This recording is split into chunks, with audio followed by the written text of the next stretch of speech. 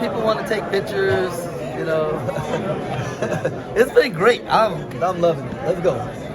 What's a few of the first things you want to accomplish here? I want to touch base with the players. Really, I want to build it inside out. So I want to take care of home first. So touch base with the players, hire staff, figure out what it is that we need, and then recruit it.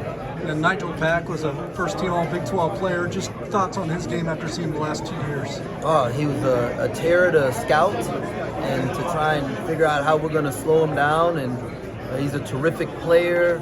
He brings great energy. Looks like a tremendous teammate. And I'm looking forward for the opportunity to coach him. Given Coach Drew's affinity for the K-State program, how much did that kind of rub off Scott White and give you a little insight into K-State and this scout? I feel like I got a pretty good grasp of all the programs in the league. So, I don't feel like there was one or the other that or coach had a better grasp. We just have a really good grasp of this league, and I think that's what's going to give me a head start. Coach, you mentioned staff and assistants. Any timetable on that? Hopefully in the next week. What's your message in the living room to recruits? And if you want to play in front of the best fan base in America, we got it. If you want to play in the best league in America, we got it. If you want to compete against the best players in America, we got it. That's what we're going to tell them. With your staff, what are there specific things you're looking for as far as recruiting areas or expertise in certain areas or anything? No, I feel like we're going to be able to attract some of the best assistants in the country that have great experience, great basketball teachers, but the thing I'm really looking for is high character guys who love the student athletes and are great communicators. I was going to say, you obviously have a lot of connections in Texas. Do you maybe try to find people that will kind of widen that net, or do you think that's kind of a fertile ground to build a team? At Baylor we recruited nationally, and we have relationships all over the place. So we're not going to be limited to an area. We're going to look for the specific characteristics that a kid has that fits what we want to do here at K-State. In the press release that K-State put out, this is the first black head coach in program history, only the fourth in K-State history in any sport. What does that mean to you?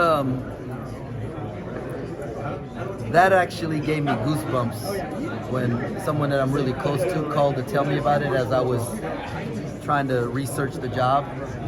But my dad is half black and half Chinese. My mom is Indian. I was born in Trinidad. I was raised in St. Croix. I grew up in Texas. I lived in Minnesota for a while. There's this saying that I become all things to all men. If by some mean I might win some. So I got a little bit of everything in me. So that is pretty cool. It is pretty cool to be a part of history and be able to leave a legacy for my kids. But I got to make sure that it's a great legacy and not one, so we got to get players and we got to win. Marquise Noel just told me that he kind of had thoughts with a crazy offseason about looking elsewhere, but when he saw that you were hired, it was a no-brainer to stick around. What does that mean to you, just that he has that confidence in you and that he wants to stay back and play for you? Man, that's awesome. It is awesome to hear. It is, it's really cool when people believe in you, even like before they really get to know you.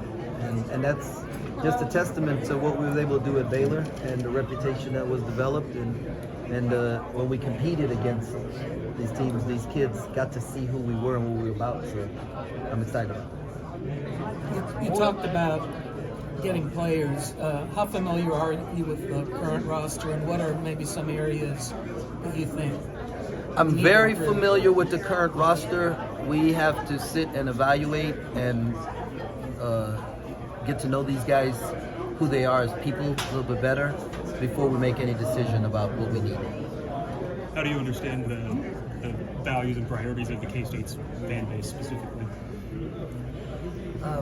Well, I think the reason why I'm here is because our values align. And so the things that are important to this community are important to me. Okay, I got one to follow up on that. So can I? So I guess I'm probably about your age, and grew up here.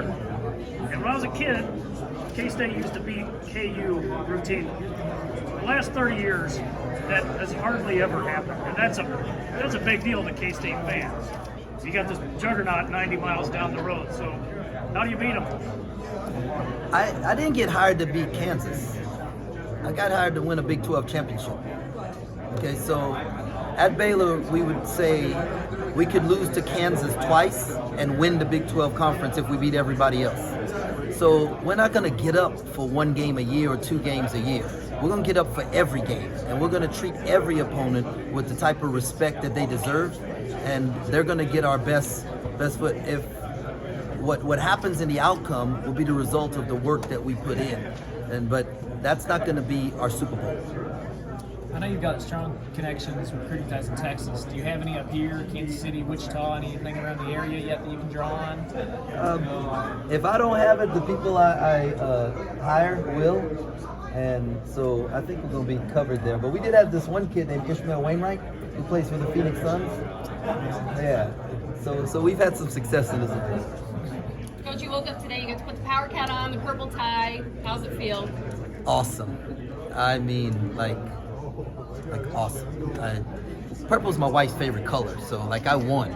Like, coming, you know what I mean? So this is awesome.